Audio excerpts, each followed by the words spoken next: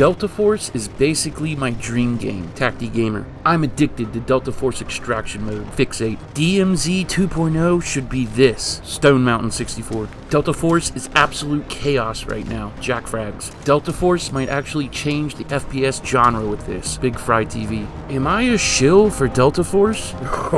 Now we're hitting on something. It's got the little blue arrow there to show you exactly who. This is insane. This is insanity.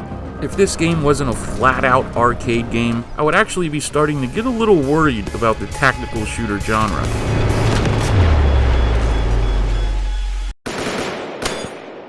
What is up, everybody? Welcome to the Tactical Shooter, Military Simulator, and History-Based Gaming channel. So, I finally got around to playing the hottest thing going in FPS right now, Delta Force. Which, mind you, the original was actually kind of groundbreaking with its voxel world. The first 3D game in any genre to do it, I do believe. But this new Delta Force game? Come on, who are we kidding? This is mediocre at best. I mean, it didn't take very long for me to come to this conclusion, but I pushed through just for journalistic integrity and went ahead playing as much as I absolutely could, checking out the extraction mode, making sure I saw at least a little bit of each map. I mean, I spent the whole night with the game. I thought I have to be missing something. By the end of the night, I realized my very early jump to conclusions were in fact correct, and I would soon be making a YouTube video that would be offering up the exact opposite sentiments of my fellow FPS tubers. It feels like an alternate reality, like I'm the main character from that old movie They Live. In a way, it was kind of a satire piece on propaganda. And with these pair of glasses he had, only he could see through the bullshit. Literally everyone else blind to the truth, whose only point of existence was to be good little consumers. Well, there is one other like myself, out of thousands. I mean, this whole thing blows my mind. At this point, I'm thinking this goes way deeper than just some mediocre game being touted as the second coming of the genre. What's your problem? Honestly, I think we're touching on some full-blown conspiracy theory stuff here. I said, what's your problem? But before we get into all of that, I just want to cover the basics. Keep it simple, the brass tacks, baby. We are talking about a game that we've already had for 11, 12 years now. Let's be serious. This has been done before, and I would argue it was better 12 years ago. There is literally nothing new here. And that's not even touching on the major flaws, the skill-based matchmaking, and the overly invasive anti-cheat software they're using. Battlefield 3 came out almost 12 years ago, albeit the footage you are seeing here is of the amazing new mod, Battlefield 3 Reality Mod. The gameplay is hands down far better than Delta Force, and even when it comes to the graphics, because of the nature of the nitty-gritty art style of Battlefield 3, I would argue it even looks better than Delta Force, even with all the new shiny graphic techniques used. Let me get a handful of people backing me up in the comments. I know I'm not just running my mouth here. If you have actually played Battlefield 3 Reality Mod, I am positive you will agree with me. How's it looking over there, Boogie? They're kind of far back. Oh, here they come again. At least about the gameplay. It is a far more engaging, immersive, and fun experience than Delta Force, period. I'll actually share an installation guide down in a pinned comment if you wish to play. Spare yourself from this current lunacy the FPS community is now experiencing. And honestly, I think a lot of people will agree with me that parts of Battlefield 3, a 12-year-old game, still look better than what Delta Force is offering. Okay, let's rock and roll! Like I said, I think that comes down to the art style. This initial pilot mission from Battlefield 3 is still considered a freaking workshop when it comes to graphics. Yeah, when it comes to game mechanics, features, or even how the game plays and feels, I don't think anyone will argue with me. There is nothing new in Delta Force. In fact, let's go back on a 12-year-old game engine as this mortar lands in front of me, literally terraforming the actual map, where I then use the crater it left behind as a foxhole. I see a ton of guys coming from your west. We either got grenades or mortar fire on us. Yeah, leaving craters in the ground, dude. Definitely our mortars are already Can Delta Force do that?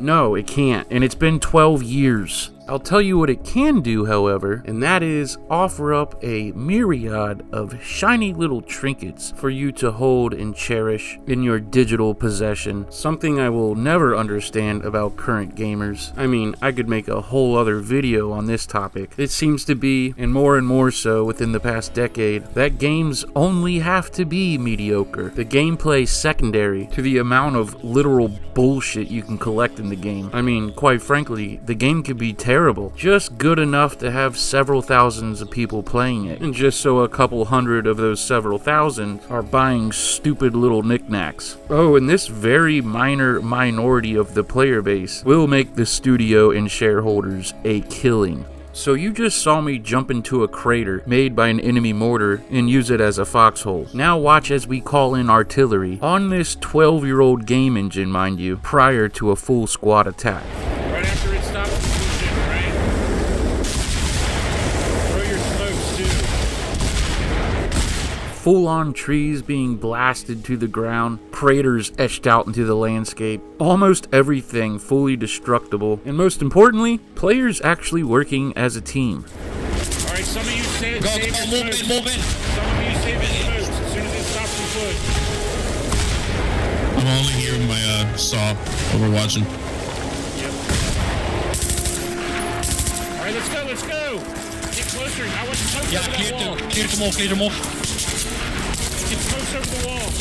I mean, I get it. Most people want a far more casual experience, but I think it's rather subjective when I say Battlefield 3 Reality Mod is way more fun of an experience than the new Delta Force. I tell the guys in Squad 44 all the time, we the few of Squad 44, the rather small but dedicated player base, you freaking kids are special. Now, mostly that is pertaining to having a care for history. Most of these kids really into World War II history, something that I thought that when I came to age would be huge. I was probably the biggest history buff in my school, and I just always assumed my school was just whack. But nope, I was wrong. We are literally that far and few between. We are special gamers. And history aside, it is as if the average gamer is just looking for a brain-dead, super simple, point-and-click adventure at this point. Good job, boys. Hey, look, Karma cut and I'm pretty juicy lost. And when I say adventure, I mean boring, straightforward, run-of-the-mill experience. So, what the hell is going on here? Although I'll admit, I am hoping the single-player campaign is cool, but if this aesthetic portrayed by the multiplayer experience is carried over, I just won't be interested. So, what the hell is going on here? I suppose it's probably true. Either all of these content creators are getting paid, or you could just consider me Miles Davis. I'll tell you who took those lunches. That damn Sasquatch. I've come to the conclusion that this entire game, if you will, is really... Now, hold on. Go to your kitchen, grab your tinfoil, get a nice big sheet, and form it into a cap that will fit over your head, because we're going in. I think this is far more than a game. Any FPS gamer that isn't lying to themselves knows that this game is not special. So what is really going on? Sure, they might make their money back and then some off of microtransactions. You know, the standard current playbook by devs these days. Get thousands and thousands of players engaged just to bring in the whales and make a little bit of cash. But if you really start looking into this anti-cheat software they're using, it is far more invasive than I think anybody wants to admit.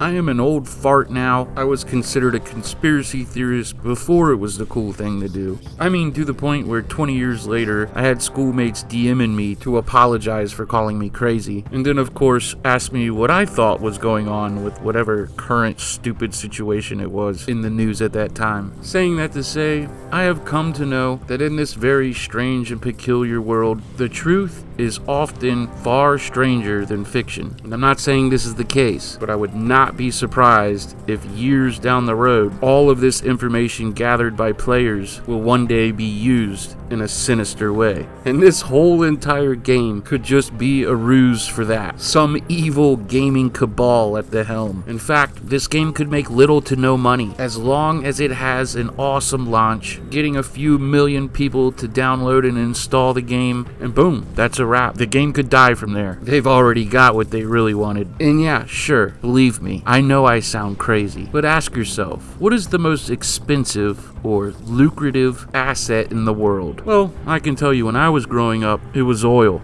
Today, my Mil-Simp minion and casual gamer alike, there is nothing in the whole world that makes more money than your data. So if you think Blue Drake 42 is crazy, I would love to hear your thoughts on myself down in the comments. So yeah, sure, it's evident. In fact, I'd bet my left nut this game, whatever you want to call it, will be dead as a doorknob in a year or two's time. And I would say all of this just makes me whoa for the current state of tactical FPS. But like I've said before, the best games in the genre for quite some time now have all come from smaller independent studios without these millions of dollar marketing schemes. So while it sucks that some mediocre at best game is getting all of this attention, that's all fine and dandy. It's just sad that more folks don't know the fact that the best things in literally all of art, movies, music, books, stories, memoirs, skateboarding, freaking punk rock and Banksy, literally all of the best shit comes from the underground. So while everybody is floating up on the mainstream in their casual gamer days, not wanting their games to ask too much of them, us Mil-Simps, we the special ones, we can be grateful that while this mainstream cloud of bullshit is floating above us, we down here on solid ground have plenty to look forward to. That's right, the vast majority of SPS gamers for, well, apparently the foreseeable future, will be enjoying a copy of a game that was better 12 years ago. Oh my gosh, the map design is abysmal. Let me stop. And to the casual gamer, I have offended, I mean no harm. I just hope that one day you will join us. And to all of my Mil-Simps, here in a couple weeks or so, I will see you on the beach. On two in a row, baby. Shout out Grandpa Gaming. Do help me in hitting his comment sections. At this point, I'm begging him to come play Squad in Squad 44. We could use Gramps. And let's be serious, when he finally starts sniping in Squad, you think he's gonna go back to freaking Delta Force? 3 weeks, boys. More like 2. 私は日本帝国軍の一員だ。ここまで誇りを持って戦ってきた。この硫黄島は日本にとって最重要の拠点だ。もしこの島が敵に渡れば、敵はこの島から我々の家を襲撃するだろう。